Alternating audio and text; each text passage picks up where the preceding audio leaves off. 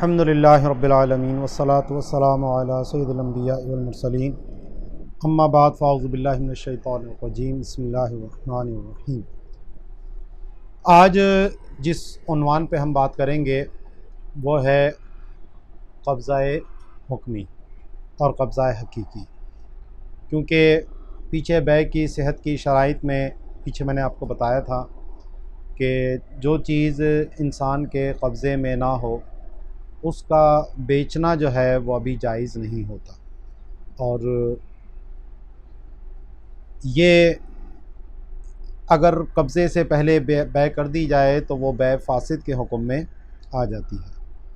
अब पीछे मैंने आपको बताया था कि मनकूली शय और गैर मनकूली शय इस एतबार से मुख्तलिफ़ हैं कि जो गैर मनकूली अशिया हैं यानी ज़मीन वग़ैरह, उसमें इमाम आज़म और इमाम अबू यूसुफ़ के नज़दीक कब्ज़ा ज़रूरी नहीं है, क्योंकि उनमें हलाकत नादिर होती है।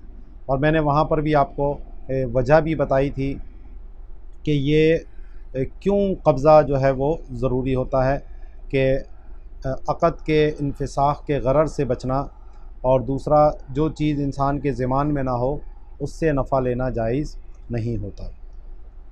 तो अब कब्ज़ा जो है उसकी अक़साम है कुछ, और जो मौजूदा दौर है उसमें कुछ चीज़ों का कब्ज़ा किस तरह होता है, तो इन चीज़ों को समझना जो है वो बहुत ज़्यादा ज़रूरी है।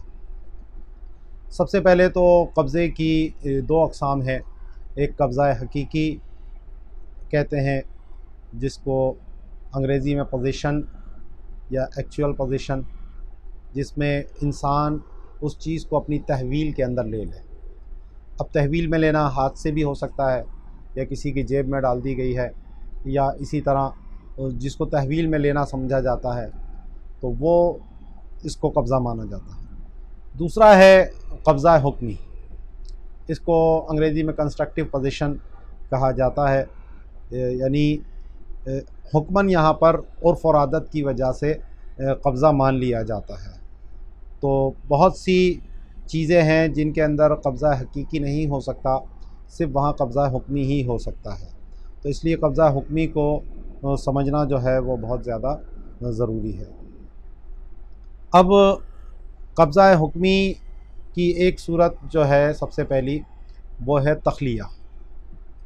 तख़लिया का माना ये है कि कब्ज़ा करने में जो रुकावटें हों वो रुकावटें दूर कर कर, और जो चीज़ बेची गई है उसको गैर मबी से अलग करके तमाम मवाने जो हैं वो दूर कर दिए जाएं, इस तौर पे कि अगर ख़रीदार उस पर हकीकी कब्ज़ा करना चाहे तो कर सकता है। तो ये भी जो है तख़लिया, ये कब्ज़े के कायम मुकाम है, और इस तख़लिये के लिए ये शर्त है कि वो जो चीज़ है वो मबी से बिल्कुल जुदा होनी चाहिए। अगर वो मबी के साथ और गैर मबी दोनों इस तरह मुत्तसिल हैं कि मबी उसमें मशगूल है, यानी घिरी हुई है उसकी वजह से, जैसे कोई मकान बेचा और मकान के अंदर अभी बेचने वाले का सामान मौजूद है और वो कहता है जी जाओ कब्ज़ा कर लो, तो ये कब्ज़ा भी कैसे हो सकता है जब उसका सामान उसके अंदर पड़ा हुआ है। तो कब्ज़े का मतलब ही ये है कि वो उसमें अपनी मर्ज़ी से जिस तरह का चाहे तसर्रुफ़ कर सके, और जब अभी बेचने वाले का सामान उसके अंदर मौजूद है तो अभी वो उसमें तसर्रुफ़ उस तरह तो नहीं कर सकता। तो इसलिए ये उसका सामान होना ये इसके कब्ज़े में रुकावट है। तो इसके लिए ज़रूरी है कि मबी और गैर मबी बिल्कुल अलग हो जाएं, और उसके बाद जो है जो कब्ज़ा वो हकीकी कर सके उसके मवाने उससे दूर कर दिए जाएं, और बेचने वाला उसको कहे कि ठीक है जी आप उस पर कब्ज़ा कर लीजिए। यानी ये कहना भी या इजाज़त देना भी उसकी तरफ से ज़रूरी है कि आप इस पर हकीकी कब्ज़ा कर सकते हैं। तो अब इसके बाद जब चाबी उसने ख़रीदार के हवाले कर दी तो अब ख़रीदार उसमें अपना तसर्रुफ़ कर सकता है। वो जाकर अपनी मर्ज़ी का ताला लगा ले, जिसको चाहे आने दे, जिसको चाहे ना आने दे। तो अब ये कब्ज़ा मान लिया जाएगा, इससे पहले वो कब्ज़ा नहीं था। तो तख़लिया का मतलब ये होगा कि इंसान उस पर हकीकी कब्ज़ा कर सके। अब वो मुख्तलिफ़ चीज़ों के एतबार से मुख्तलिफ़ हो सकता है, इसमें उर्फ़ और आदत का भी बड़ा ख्याल है कि उर्फ़ में कुछ चीज़ों को कब्ज़ा समझा जाएगा और कुछ चीज़ों को कब्ज़ा समझा नहीं जाएगा। अब मसलन कोई गाय वगैरह बेची तो वो सामने मौजूद है और कहा ठीक है जी आप अपनी गाय ले लीजिए या अपनी बकरी ले लीजिए, और वो जाकर उसको आराम से पकड़ सकता है और ले जा सकता है, तो ये भी उसकी तरफ से कब्ज़ा हो जाएगा। और कब्ज़े की बात मैंने आपको पहले ही बताई थी कि ये कब्ज़ा ही वो चीज़ है कि जो ज़िमान को मुंतकिल करता है। जो बेचने वाला है जब तक वो उसके कब्ज़े में है तो उसका रिस्क उसके साथ ही मुताल्लिक है, यानी इस दौरान अगर हलाक होगी तो वो उसकी हलाक होगी। और जब उसने ख़रीदार को कब्ज़ा दे दिया है तो अब उसके बाद उस चीज़ का ज़िमान उस ख़रीदार की तरफ मुंतकिल हो जाता है, और अब इस वक्त जो हलाक होगी तो वो ख़रीदार की हलाक होगी। तो यही असल पॉइंट है, और इस पॉइंट को सामने रखना जो है वो बहुत ज़रूरी है, और इसको क्लियर होना चाहिए कि कब ये ज़िमान जो है वो बेचने वाले से मुंतकिल होकर ख़रीदार की तरफ चला गया है। तो अब मुख्तलिफ़ चीज़ों के एतबार से मैंने कहा कि इसकी नेचर जो है वो मुख्तलिफ़ हो सकती है, इसमें उर्फ़ और आदत का बड़ा ख़याल है।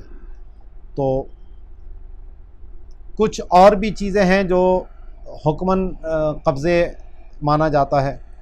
इसमें से एक ये है कि अगर मुश्तरी ने कोई ऐसा तसर्रुफ़ किया कि जो कब्ज़े के बग़ैर दुरुस्त नहीं होता, तो ऐसी सूरत में ये उसका कब्ज़ा मान लिया जाएगा।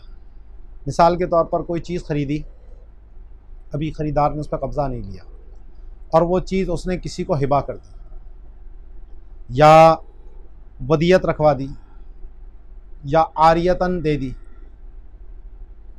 अभी ख़रीदार ने कब्ज़ा नहीं किया, लेकिन ये तीन चीज़ें जो मैंने बताई आपको, आरियत है या वदियत है या हिबा है, ये कब्ज़े के बग़ैर ताम नहीं होता। इनमें जब कब्ज़ा होता है तो तमामियत आती है। तो अब मुश्तरी ने जिसको हिबा किया था वो कहा कि जाओ वो चीज़ फ़लाँ से ले लो, और उसके बिहाफ पर उसने जाकर कब्ज़ा कर लिया। महूब ने लिया तो अपनी ज़ात के लिए है कि वो तो अपने लिए हिबा का कब्ज़ा ले रहा है, अभी वाहिब का कब्ज़ा तो नहीं आया था उस पर, लेकिन ज़िम्नन यहाँ पर उसका कब्ज़ा मान लिया जाएगा। और ऐसी सूरत में अब ये कब्ज़ा जो है वो माना जाएगा और बेचने वाले के ज़िमान से निकलकर ये ख़रीदार के ज़िमान में चीज़ चली जाएगी। इसी तरह वदियत का मामला था कि उसने कहा जी आप जाकर अमानत पे कब्ज़ा कर लीजिए, या ये कहा आरियतन दी, मसलन नई मोटरसाइकिल ख़रीदी, किसी को कहा तुम चला के फ़लाँ जगह लेके आ जाओ, अब वो उसको चला रहा है, ज़ाहिर है कि आरियत है, फ़ायदा उठा रहा है उससे वो, तो ये भी इसका कब्ज़ा मान लिया जाएगा। तो मुश्तरी का या ख़रीदार का ऐसा तसर्रुफ़ करना कि जो कब्ज़े के बग़ैर दुरुस्त नहीं होता, तो ऐसा तसर्रुफ़ करना भी कब्ज़ा हुक्मी की एक सूरत है। तीसरी सूरत के मुश्तरी या ख़रीदार ने वो मबी जो है वो तल्फ़ कर दी, हलाक कर दी। अभी वो बाय के कब्ज़े में ही थी, लेकिन किसी अमल की वजह से मुश्तरी के वो चीज़ हलाक हो गई। तो अब ये अगरचे उस वक्त तक कब्ज़ा तो बाय का था, लेकिन ये जो इसने हलाक की, तो इस हलाकत की वजह से ये बै ताम हो जाएगी और ये इसका कब्ज़ा माना जाएगा और इस पर समन देना लाजिम आएगा। अगर ये उसकी हलाक होती बाय की, तो फिर यहाँ समन नहीं बल्कि कीमत लाजिम आती है, क्योंकि मैंने आपको पहले बताया था कि अगर बाय के कब्ज़े में मबी हलाक हो जाए तो अक़द ही ख़त्म हो जाता है। और अगर किसी अजनबी ने यह काम किया होता बाय मुश्तरी के अलावा, तो फिर वो बाय जो है वो उसकी कीमत उससे वसूल करता।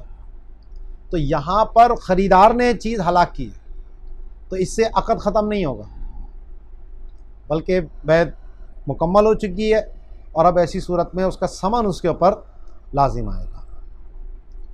चौथी सूरत कब्ज़ा हुक्मी की, एक तो तख़लिया हो गया, दूसरा जो है मुश्तरी का तसर्रुफ़ ऐसा कि जो कब्ज़े के बग़ैर ताम नहीं होता, तीसरा ये कि उसने मबी को हलाक कर दिया मुश्तरी ने, और चौथा ये कि मुश्तरी ने उसके अंदर कोई ऐब पैदा कर दिया।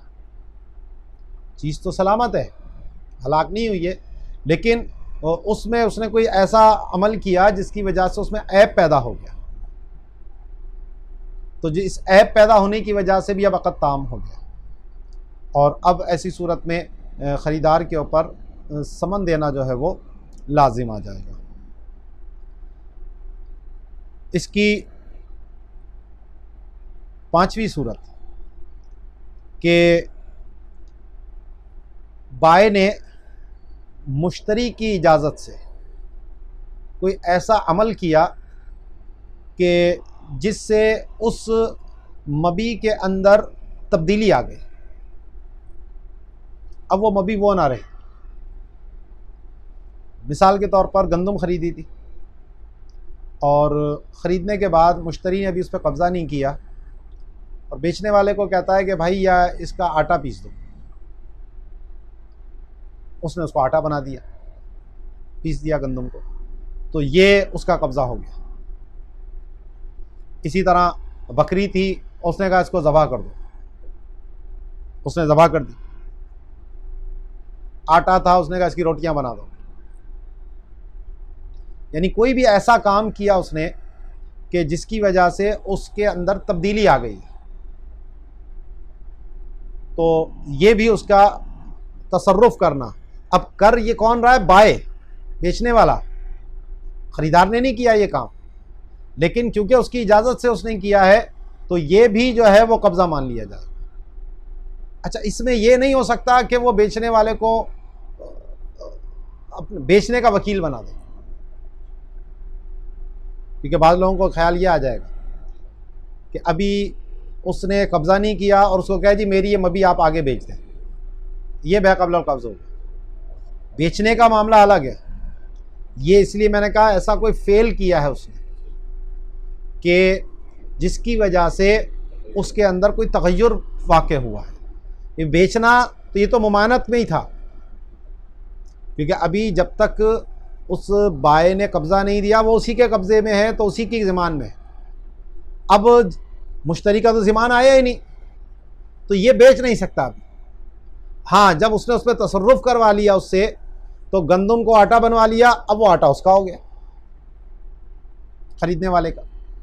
अब अगर ज़ाया होगा तो ख़रीदने वाले का ज़ाया होगा। ठीक है ना? तो ये फ़र्क ज़हन में रखिएगा कि कहीं, क्योंकि बाज़ लोग जो है ना वो क़यास के बड़े शौकीन होते हैं, तो चीज़ों को समझते भी नहीं हैं और फिर ये कहते हैं अच्छा ये है तो फिर ये भी हो सकता है। ये नहीं हो सकता। इसी तरीके से मसलन तोलने वाली चीज़ थी और उसने तोल कर जो है वो ख़रीदार के बर्तन में डाल दी, या मापने वाली चीज़ थी और माप कर उसने ख़रीदार के उसमें डाल दी, तो अब ऐसी सूरत में ये भी उसका कब्ज़ा मान लिया जाएगा। ठीक है ना? उसके बर्तन में जब आ गया तो अब जैसे गाड़ी के अंदर पेट्रोल डलवाया, टंकी में पेट्रोल डल चुका था, टंकी में गाड़ी में आग लग गई, तो इस पेट्रोल के पैसे कौन देगा? मुश्तरी देगा, क्योंकि उसका कब्ज़ा हो चुका था इसको। ठीक है ना? उसकी टंकी के अंदर जा चुकी थी वो चीज़, उसका ज़र्फ़ था वो। तो बेचने वाले ने ख़रीदार की इजाज़त से उस बेची गई चीज़ को, मबी को, उसके बर्तन में वज़न करके डाल दिया या नाप कर डाल दिया, तो भी ये उसकी तरफ से कब्ज़ा मान लिया जाएगा, अगरचे उसने हाथ में उसको कब्ज़ा नहीं किया है। अगली जो सूरत है कब्ज़े साबिक़, साबिक़ा कब्ज़ा। अब अगर वो चीज़ ख़रीदार के कब्ज़े में पहले से मौजूद थी, तो ऐसी सूरत में अगर वो साबिक़ा कब्ज़ा, कब्ज़ा ज़िमान है, तो ये बै का कब्ज़ा भी ज़िमान का होता है, तो वो साबिक़ा कब्ज़ा इस मौजूदा कब्ज़े के कायम मुकाम हो जाएगा। अब यहाँ ये बात समझने की ज़रूरत है कि कब्ज़े की दो सूरतें हैं, एक कब्ज़ा अमानत कहलाता है और एक कब्ज़ा ज़िमान कहलाता है। यानी कुछ चीज़ों के अंदर जिसने कब्ज़ा किया है, अगर उसके पास वो चीज़ हलाक हो जाए, चाहे उसका कोई कसूर हो या ना हो, तो उसको उसकी कीमत या समन देना पड़ जाएगा। ये कब्ज़ा ज़मान कहलाता है। और अगर उसके पास जो चीज़ मौजूद है, तो अगर उसकी कोई ताद्दी ना हो और गफलत ना हो तो उसके ऊपर कोई ज़मान नहीं होता। ये कब्ज़ा अमानत कहलाता है। यहाँ दो लफ्ज़ मैंने कहे, ताद्दी और गफलत। ताद्दी का मतलब होता है कोई ऐसा काम करना जो उसको नहीं करना चाहिए था, और गफलत कहते हैं कि ऐसा काम ना करना जो उसको करना चाहिए। अब आरियत में जो कब्ज़ा होता है, वदियत में जो कब्ज़ा होता है, ये कब्ज़ा अमानत होता है।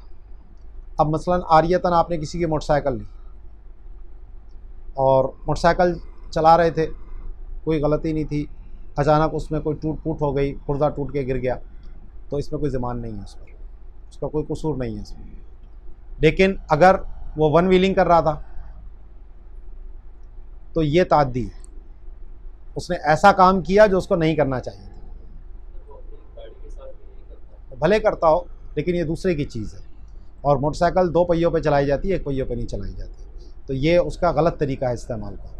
या उसने 5-6 बंदे बैठा लिए मोटरसाइकिल पे, मोटरसाइकिल 2 बंदों की सवारी का लिए है, उसने उस पर इतना ज़्यादा बोझ डाल दिया, उसकी जंप पे बैठ गई पूरी, ठीक है, या उससे डिसबैलेंस हो गई गाड़ी उसकी वजह से, तो अब ये उसकी तरफ से ताद्दी है, उसने ऐसा काम किया जो उसको नहीं करना चाहिए।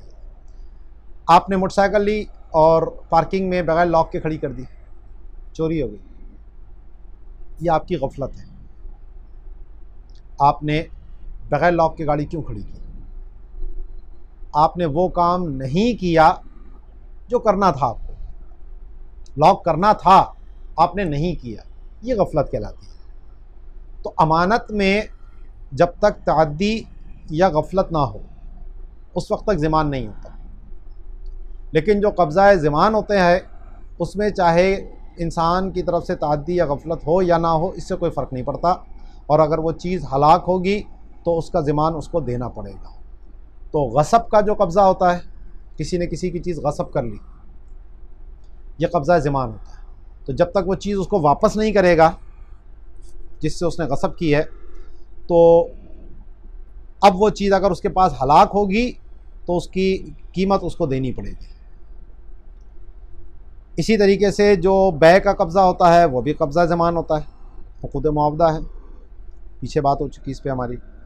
इसी तरह जो मक़बूद अला सौम शिरा होता है, ये भी कब्ज़ा ज़मान होता है। इसका मतलब ये होता है कि अगर किसी चीज़ का भाव बताने के बाद उस पर कब्ज़ा किया दिखाने के लिए या देखने के लिए, मसलन कहा कि जी ये मोबाइल दुकानदार से पूछा कितने का है जी, इतने का है, अच्छा मैं ज़रा वालिद साहब को घर पे दिखा कर ले आऊँ, अच्छा भाई ले जाओ। अब वो ले जा रहा था, रास्ते में उस पर डकैती पड़ गई,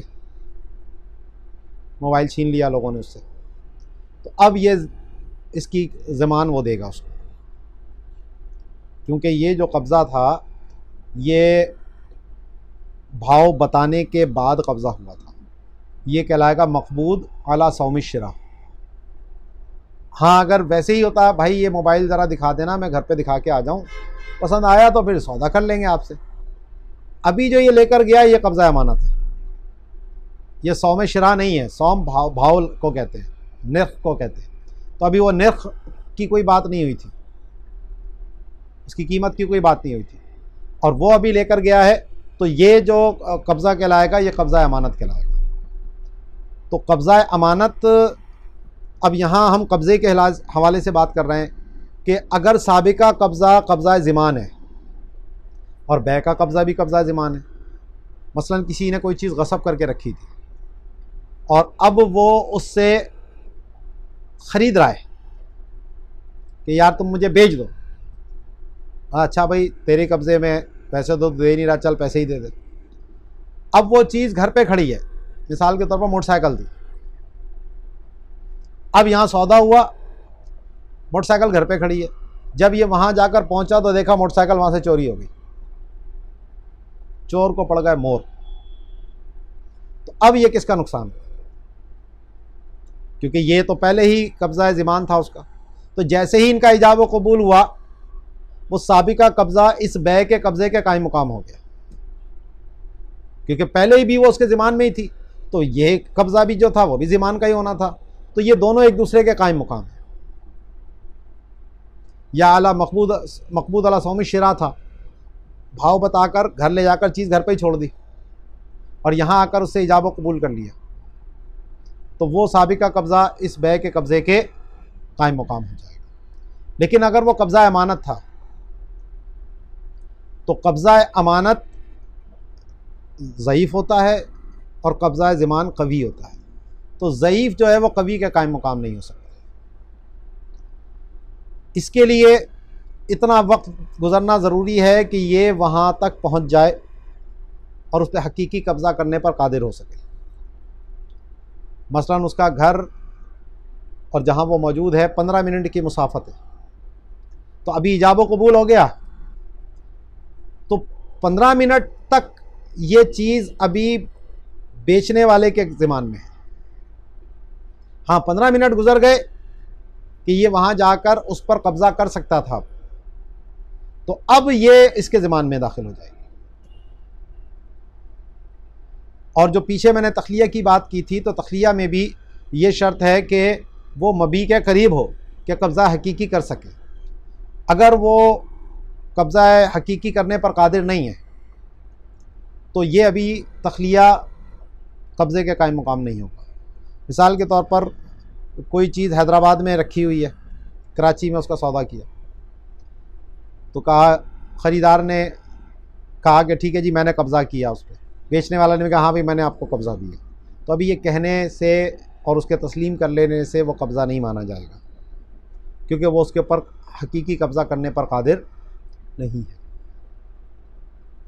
इस पे साहिब फतावा कारिल हिदाया उन्होंने ये बात कही कि जिस तरह कब्ज़ा अमानत के अंदर इतना वक्त गुज़र जाए कि वो उस पर हकीकी कब्ज़ा कर सके, तो ये कब्ज़ा ज़मान के कायम मुकाम हो जाता है। तो यहाँ पर भी इन्होंने यही बात की कि अगर इतनी मुद्दत गुज़र गई कि जिसमें वो उस पर हकीकी कब्ज़ा कर सके, तो इस मुद्दत का गुज़रना भी जो है वो उस कब्ज़े के कायम मुकाम हो जाएगा।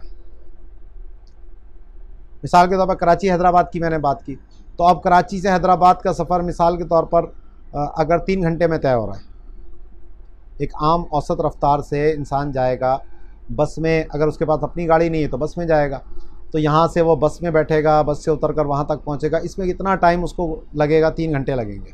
तो अब ये 3 घंटे जब गुज़र गए, तो अब ये उसका कब्ज़ा मान लिया जाएगा। इससे पहले अभी वो कब्ज़ा नहीं था। ये नुक्ता जो है वो जहन में रखिएगा। अच्छा, इस्लामिक बैंकिंग में भी कब्ज़ा हुक्मी बहुत ज़्यादा इस्तेमाल होता है, और पीछे मैंने आपको बताया था कि जो मौक्किल का वकील का जो कब्ज़ा होता है वो मौक्किल ही का कब्ज़ा होता है। ये तो सीधी सीधी बात है, वो उसके कायम मुकाम वो हकीकी कब्ज़ा ही है, वो कब्ज़ा हुक्मी नहीं है। कब्ज़ा हुक्मी की ये सूरतें हैं जो मैंने आपके सामने रखी हैं। तो इनमें इस्लामिक बैंकिंग में कब्ज़ा हुक्मी को बहुत ज़्यादा इस्तेमाल करते हैं, लेकिन जो वहाँ उसकी तारीफ़ करते हैं, इसमें और हमारे फ़िक़्ह हनफ़ी में जो तारीफ़ होती है इसमें थोड़ा सा एक फ़र्क है, वो मैं आपको वाज़ेह कर दूँ। जिसको हम तखलिया कह रहे हैं, इसमें यह था कि कब्ज़ा हकीकी पर वो कादिर हो, जबकि इस्लामिक बैंकिंग में जो वो कब्ज़ा हुक्मी जिसको वो कह रहे होते हैं, या तखलिया जिसको वो कह रहे होते हैं, उसमें वो कहते हैं कि अगर मुश्तरी को उसमें तसर्रुफ़ करने का इख्तियार मिल गया तो ये कब्ज़ा हुक्मी मान लिया जाएगा। यानी अगर बाय की तरफ से उसको ये इख्तियार दे दिया गया कि तुम इसमें जैसा चाहे तसर्रुफ़ कर लो, तो कहते हैं कि ये जो तसर्रुफ़ कर लेना है, इसका जो ये इख्तियार इसको मिल गया है, तो ये तखलिया हो गया है और अब ये कब्ज़ा मान लिया जाएगा। अब ये तसर्रुफ़ बै का भी हो सकता है, हिबा का भी हो सकता है, इस्तेमाल का भी हो सकता है। जबकि पीछे मैंने फ़िक़्ह हनफ़ी में आपको बताया कि बै नहीं हो सकती जब तक कब्ज़ा ना हो,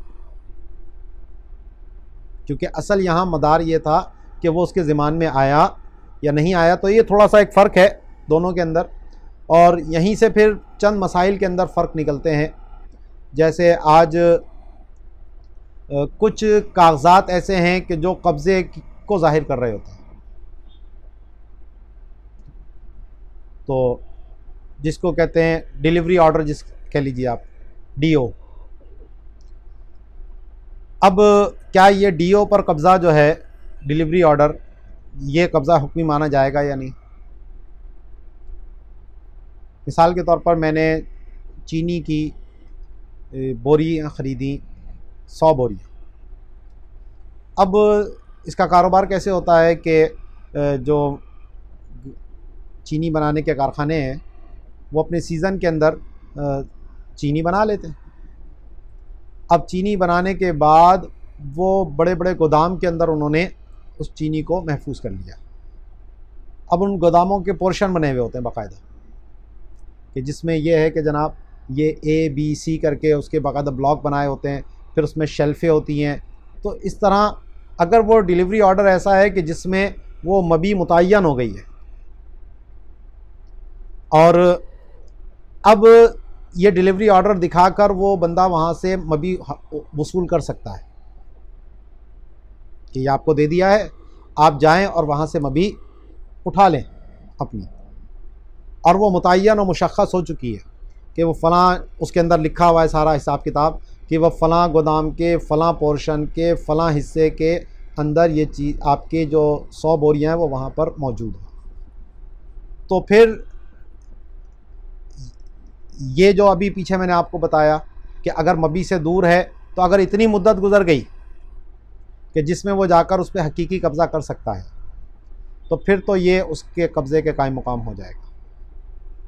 क्योंकि जब कब्ज़ा हुक्मी उसको दे दिया गया और उतनी मुद्दत भी उसकी गुज़र गई कि वो चाहे तो कब्ज़ा उस पर कर सके, तो अब ये उसका कब्ज़ा मान लिया जाएगा। और अब अगर वो उसको आगे कहीं फ़रोख्त करता है, वो डिलीवरी ऑर्डर उसने किसी और को भेज दिया, तो ये बै क़ब्ल क़ब्ज़ नहीं होगी, क्योंकि वो मबी मुतय्यन और मुशख़्ख़स है। हाँ, अगर वो मबी मुतय्यन और मुशख़्ख़स नहीं है, मसलन गोदाम के अंदर 1000 बोरियाँ पड़ी हैं, उसमें से 100 बोरियाँ मुझे बेची हैं, अब मेरी कौन सी 100 बोरियाँ हैं, यह मुतय्यन नहीं है, तो ये मुशा का मामला आ जाएगा कि मुशा की बै हो रही है यहाँ तो, और मेरी कौन सी हैं वो तो मुतय्यन ही नहीं है अभी। तो ये तो नहीं कह सकते कि ये वाली, मसलन अगर गोदाम में आग लग जाए और 100 बोरियाँ ही जलें, तो वो किसकी जली? तो ये तो नहीं कहा जाएगा कि जी तुम्हारी जल गई 100 बोरियाँ, हमारी 900 महफूज रह गई। ऐसा नहीं होगा। तो इसलिए यहाँ पर ये मामला मुतय्यन और मुशख़्ख़स अगर नहीं है, तो फिर वो डिलीवरी ऑर्डर कब्ज़ा हुक्मी नहीं माना जाएगा। ये बाज़ हमारे उलमा ने इस पे मुतलक़न जो है वो अदम जवाज़ का फ़तवा दिया था कि ये डीओ जो है, डिलीवरी ऑर्डर जो है, ये कब्ज़ा नहीं होता, ये तो सिर्फ़ एक कागज़ है। तो ये जो मैंने आपको कब्ज़ा हकीकी और हुक्मी की तफसील बयान की, इसकी रोशनी में अगर इतनी मुद्दत गुज़र जाती है फतावा क़ारिउल हिदाया के कौल की रोशनी में, तो ये बहरहाल फिर कब्ज़ा हुक्मी हो जाएगा। इसी तरीके से पोर्ट के ऊपर सामान आया है और BL उसको दे दिया गया है, बिल ऑफ लेडिंग, कि ये कागज़ात दिखाकर वहाँ से सामान वो वसूल कर सकता है, तो ये भी फिर वो कब्ज़ा इसका इस पर मान लिया जाएगा कि जनाब वो जब सारे गवर्नमेंट के टैक्सेस वगैरह उसने क्लियर कर दिए हैं और अब वो चाहे तो वहाँ से वो चीज़ उठा के ले आ सकता है, तो ये भी जो है उसका कब्ज़ा मान लिया जाएगा। इसी तरह किसी के अकाउंट के अंदर पैसे आ जाना, मसलन मेरा बैंक में अकाउंट है और आपने मेरे अकाउंट में वो ट्रांसफ़र कर दिए पैसे, अब वो चाहे चेक के ज़रिए किए हों, यानी मेरे नाम से आपने चेक जमा करा दिया या मेरे अकाउंट में डायरेक्ट ट्रांसफ़र कर दिए, तो अब बैंक क्योंकि मेरा नुमाइंदा है और मेरे बिहाफ पे उसने कब्ज़ा किया है, तो ये भी जो है वो कब्ज़ा हो जाएगा। चेक पर कब्ज़ा, ये कब्ज़ा नहीं होता, क्योंकि चेक क्या चीज़ है कि अभी मेरे अकाउंट में कुछ भी नहीं है, मैं आपको जितने मर्ज़ी का चेक लिख के दे दूँ, ना मेरे अकाउंट से कोई चीज़ निकली ना आपके अकाउंट में कोई चीज़ गई, तो चेक जो है वो कब्ज़ा नहीं माना जाता, ठीक है ना। इसलिए बाज़ लोग ज़कात का हीला चेक के ज़रिए कर रहे होते हैं कि चेक दिया और फिर वापस उससे चेक ले लिया, तो इससे ये मिल्कियत हासिल नहीं होती, कब्ज़ा हासिल नहीं होता। और ज़ाहिर है कि सदका है या हिबा है तो वो कब्ज़े के बगैर ताम ही नहीं होता, तो जब कब्ज़ा ही नहीं हुआ तो मिल्कियत में नहीं आया वो उसके। हाँ, अगर वो बैंक ड्राफ्ट है या जिसको हम कहते हैं गारंटेड चेक, या हमारे यहाँ होता है पे ऑर्डर, तो पे ऑर्डर भी एक चेक ही होता है, लेकिन पे ऑर्डर में उसकी मिल्कियत से वो रकम निकल जाती है, अब वो बैंक की तहवील में होती है, और जिसके नाम वो पे ऑर्डर होता है जब वो उसके पास जाएगा तो बैंक उसी के नाम देगा पैसे, किसी और को नहीं देगा। तो ये जो पे ऑर्डर है ये कब्ज़ाए हुक्मी मान लिया जाएगा। इसी तरह जो क्रेडिट कार्ड या डेबिट कार्ड के ज़रिए पेमेंट होती है, हमने कोई चीज़ ली कार्ड के ज़रिए और अब हमारे अकाउंट से तो पैसे चले गए फौरी तौर पर, अब वो जो दुकानदार है उसको वो 2 दिन बाद या जो भी उनका अपना तरीका होता है उसके मुताबिक उसको वो पैसे मिलेंगे। तो ये मेरी तरफ से कब्ज़ा हो चुका है, मैंने कब्ज़ा दे दिया, और जब मैंने क्रेडिट कार्ड दिया और उस पर पिन विन लगाकर मैंने ट्रांजैक्शन को फ़ाइनल कर दिया, तो अब ये मेरी तरफ से रकम जो है वो गोया उसको पहुंच गई है और अदायगी हो चुकी है।